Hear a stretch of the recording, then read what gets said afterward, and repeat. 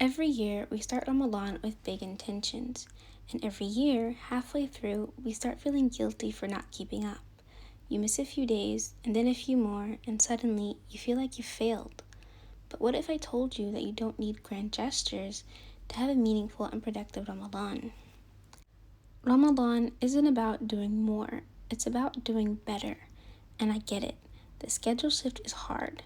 You're not sleeping enough. You might have a demanding job, be juggling school, or have a family to take care of. Your time and energy are limited. So instead of setting huge, unsustainable goals, focus on small daily actions that actually bring you closer to Allah. Because a little bit done consistently is better than a lot that you can't keep up with. So today I'm going to show you 5 simple but powerful habits to make the most of Ramadan without burning out. This first habit is the easiest habit. You don't need extra time, you don't even need a quiet space. Think about how much time we spend waiting in line, waiting for an elevator, waiting in traffic, or even just waiting for iftar. These are perfect moments to pause and remember Allah. Pause for a second and listen. Subhanallah, walhamdulillah, wa la ilaha illallah, wallahu akbar. That took what? 5 seconds? Imagine how many times you can repeat that throughout the day. Right now, stop, take a breath, and remember Allah.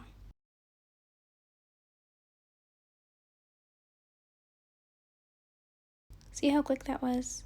And the next habit can be even simpler, if you let it be.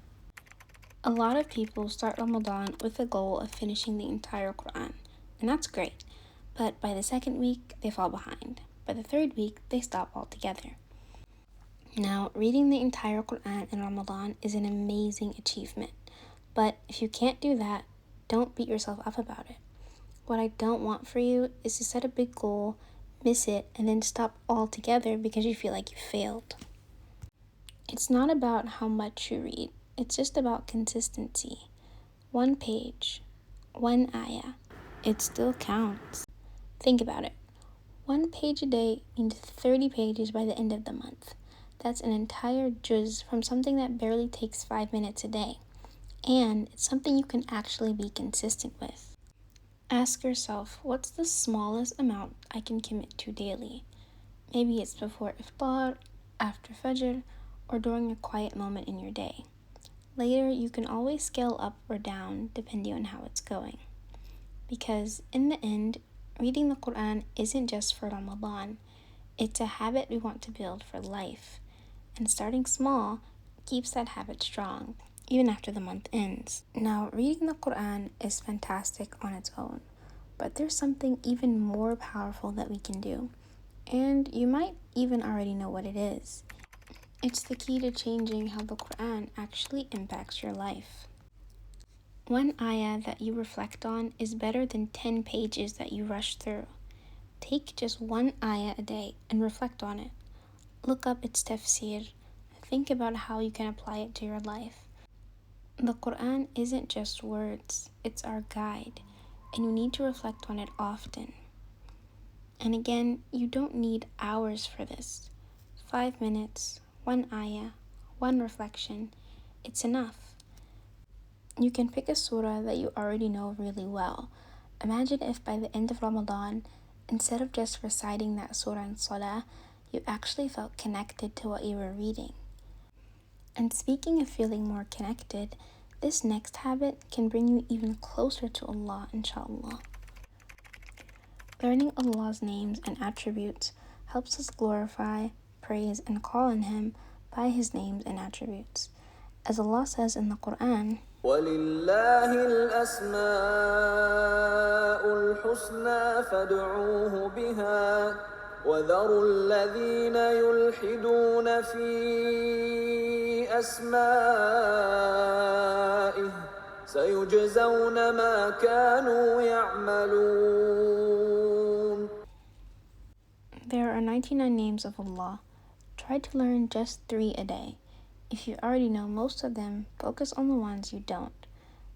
In this way, by the end of Ramadan, insha'Allah, you will have memorized and learned all 99 names and strengthen your connection with Allah subhanahu wa ta'ala. But knowledge isn't just about memorizing. We should be striving for continuous learning, and that brings us to the final habit. As Muslims, we're always seeking knowledge about Islam. There's so much to learn, and may Allah make it easy for us, but it doesn't have to feel overwhelming. You don't need hours to learn. Even 5 minutes a day adds up. If you think, I don't have time, break it down.